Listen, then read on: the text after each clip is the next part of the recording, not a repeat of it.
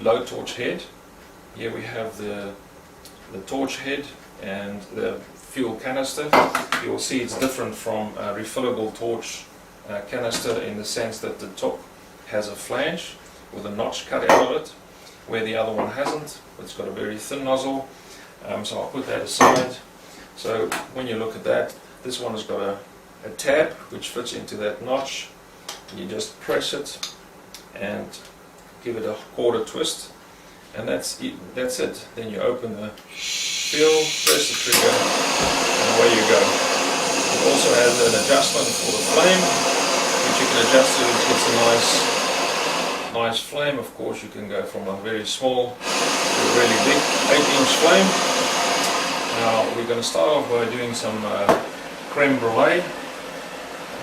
So I've got about a teaspoon and a half, 2 teaspoons of sugar that I'm going to put on there.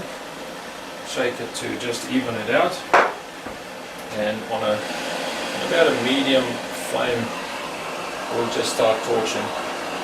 And you'll see I'm using a circular motion to make sure that I even out the heat over the whole area.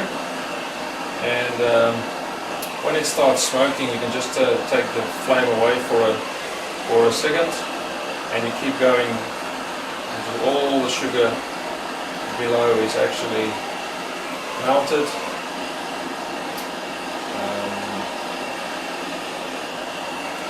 You see it evens out into a